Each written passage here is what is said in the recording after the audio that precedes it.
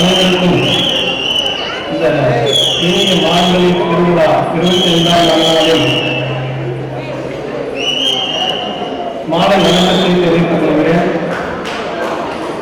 முக்கியமாக நம்ம இந்திய பெருமையுடன் வழங்கும் மார்கழி தமிழர் திருவிழா அப்படின்னு பார்த்தீங்கன்னா நம்ம தமிழையும் பழமையும் புதுப்பிச்சுட்டு இருக்கிறாங்க.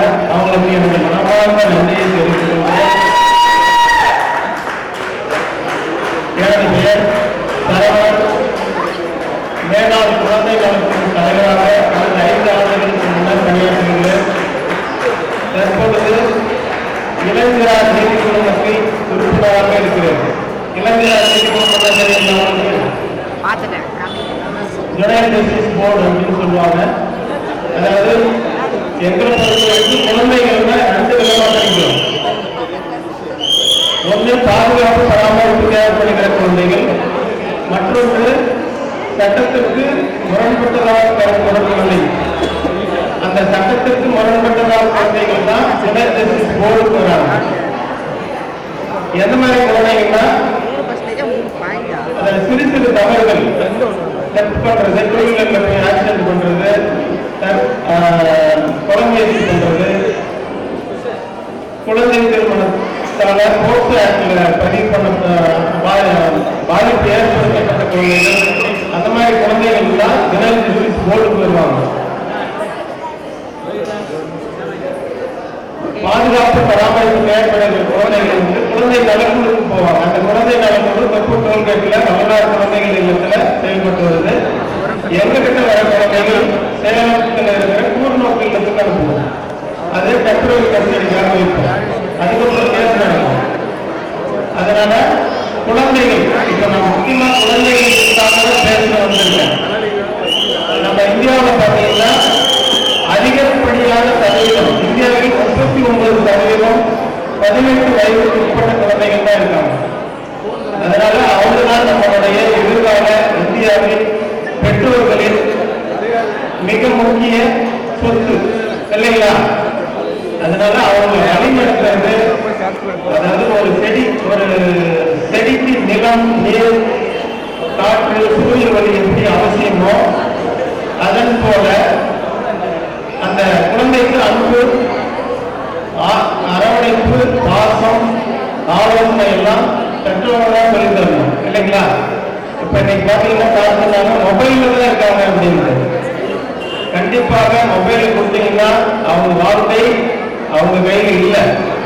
அதனால பெற்றோர்கள் அவசியம் அந்த மொபைல்ல இருந்து அவங்களை கண்காணித்து வழிநடத்தணும் அப்படின்னு சொல்லி கேட்டுக்கிறேன். முக்கியமா எங்க இருக்கிற குழந்தைகளை பார்த்தீங்கன்னா ஒரு 50% குழந்தைகள் தான் இருக்காங்க. இவங்க இன்னைக்கெல்லாம் மொபைல் பார்க்கல அப்படின்றது எனக்கு ரொம்ப பெருமையா இருக்கு.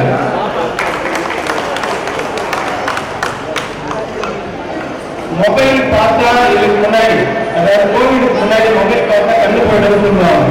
இப்ப வாழ்க்கையே போயிடும்.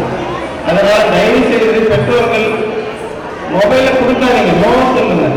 நீங்க முதல்ல எதிர்தான் இந்த 11 வயதிலிருந்து 18 வயது வரைக்கும் இருக்கிற குழந்தைகளை சமாளிக்கிறது மிகப்பெரிய சவாலான பணி. அதாவது ஆசிரியர்களுக்கும் கூட பெற்றோர்களுக்கும் கூட. அதுக்கடுத்து என்ன, அவங்கள குழந்தைகளுக்கும் அந்த 11 வயசுலேருந்து 18 வயசு வரைக்கும் அவங்களுக்கு நிறைய மனக்குழப்பம் வரும். ஒரு ஆலோசனை வேணுங்க, ஒரு அன்பு வேணுமேன்னு சொல்றோம். ஏன்னா பேரண்ட்ஸ் என்ன பண்ற, நிறைய வேலைகள் காரணமாக அந்த குழந்தை சொல்றது காது கொடுத்து கேட்கறது இல்லை.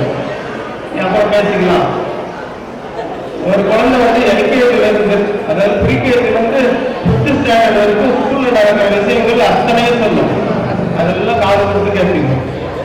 ஒரு 6வது காலேஜ் படிக்கிற வரைக்கும் காது கொடுத்து கேட்க மாட்டீங்க. அப்ப யார் கேட்கறாங்கன்னு பார்க்கும்போது பக்கத்துல ஒரு பாதிப்புள்ளது. இதுதான் வழித்தவரை போகுது. அதனால பெற்றோர்கள் அவசியமாக அந்த குழந்தையை சொல்வதை கேளுங்க.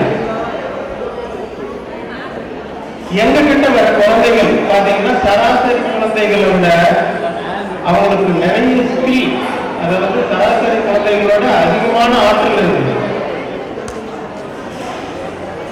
ஏன்னா ஒரு சின்ன விஷயம்,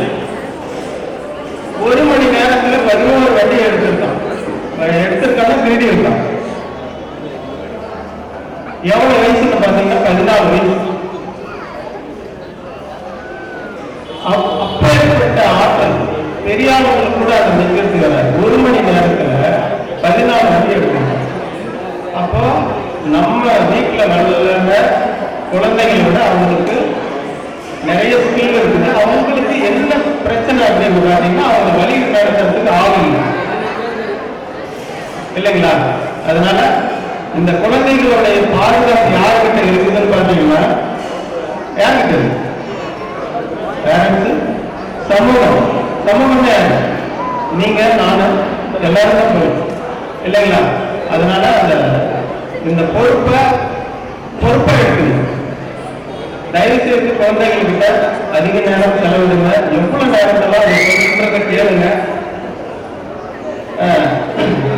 நம்ம தருமபுரி பொறுத்த வரைக்கும் தருமபுரி பெருமை என்ன அப்படின்னு பாத்தீங்கன்னா, தமிழ்நாட்டிலேயே அதிகப்படியான டிஎன்பிசிக்கு உள்ள போறவங்க யாருன்னு பாத்தீங்கன்னா தருமபுரி மாவட்டம். அவ்வளவு திறமை இருக்கு இல்லைங்களா? அதுக்கடுத்து கை தட்டுங்களான்னு பார்க்கலாம். இளம் வயது குழந்தை திருமணம் நடக்கிறது தருமபுரி மாவட்டம் தான், தமிழ்நாட்டில். தட்டுங்களா? தமிழ்நாட்டில் அதிகப்படியான சேல்ஸ் ஆகுறது டாஸ்மாக். அதிகப்படியான இளம் விதவைகள் இருக்கிறது தருமபுரி மாவட்டம் தான். இதுக்கெல்லாம் காரணம் அப்படின்னா குழந்தை திருமணம். குழந்தை திருமணத்தை ஒழிக்கணும் அப்படின்னா எல்லாரும் ஒன்றிலிருந்து செயல்படணும். அதனால நமது தருமபுரி மாவட்டம் குழந்தை நேய மாவட்டமாக மாற்றி அனைவரும் ஒன்றை